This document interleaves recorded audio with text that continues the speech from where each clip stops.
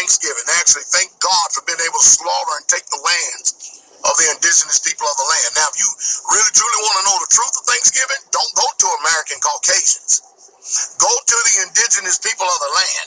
And if you really want a history lesson, go look up by Google or Wikipedia or whatever, encyclopedias, go look up the National Day of Mourning. While Americans are celebrating the slaughter of over 700 some of the indigenous people of the land, go and check out what the indigenous people of the land say. That while Americans are celebrating, they are mourning. They call it the National Day of Mourning. Check it out, I dare you. I also learned that if you stand on truth, you're going to lose natural family. You may even lose your wife, lose your children. But in all this so-called loss, you've also gained. You've gained virtue. You've gained honor. You've gained character. You've gained integrity. And not only that, you've actually crossed over from the lie that they have given us in this country to nothing but truth. So don't give me this crap about being patriotic. I got over 100 and something jumps from aircraft in the military as a paratrooper.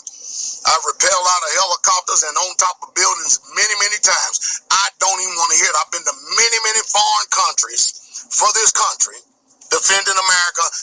Don't give me no shit about patriotism. Don't give me a damn thing. Your resume can't even rival mine. I don't even want to hear what patriotism is. It doesn't make any sense for you to tell me that I ain't patriotic and definitely a racist. I don't know how the hell can I be a racist when in order to be a racist, man, you got to be the majority in this country perpetuating it against it. So anyway, now we got this thing called cancel culture.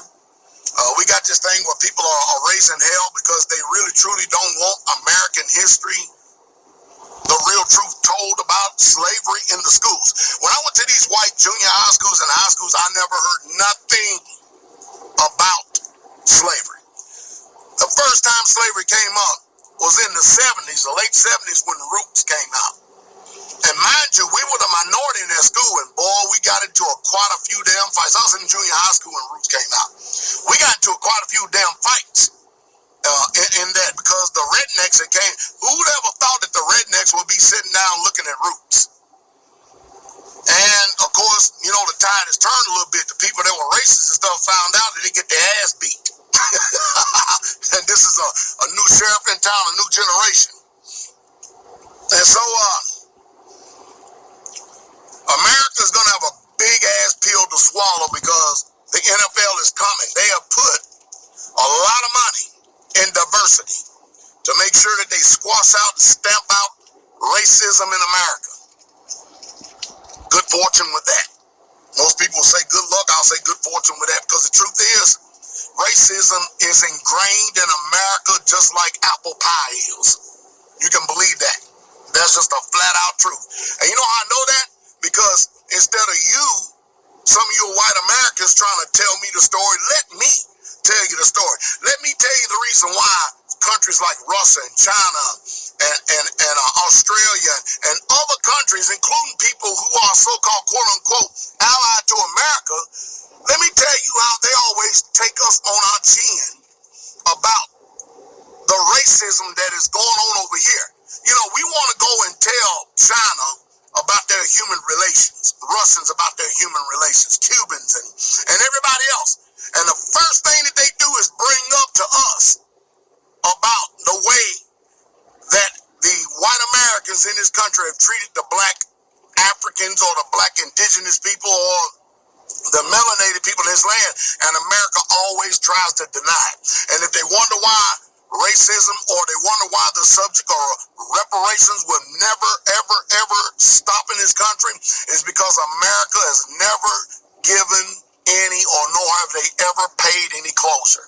Hell, we've been sending money to this newfound land called Israel, which was started in 1948 by a Balfour Agreement with Great Britain and the United States. After we went into the war, we got jumped into the war because Germany was running blitzkrieg all over Europe, and if they said we bring America into the war, then they would end up winning, and they took those so-called Jews out of Germany.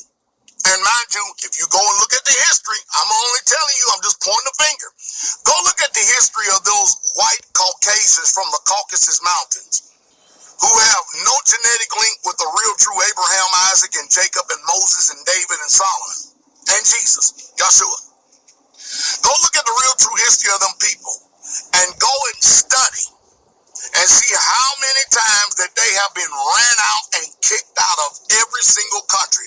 The last country they were in before Germany was Russia, and Russia kicked them out and ran them out. Now America didn't have a dog in the fight. We're giving them billions and trillions of dollars we've given them because the Germans treated them bad. Hell, we bombed the hell out of Germany and didn't help rebuild it. We bombed the hell out of Japan and helped rebuild it. But you black folks has been out there picking cotton.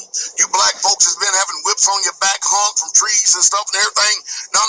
See, and then everybody tells us to get over it. They always tell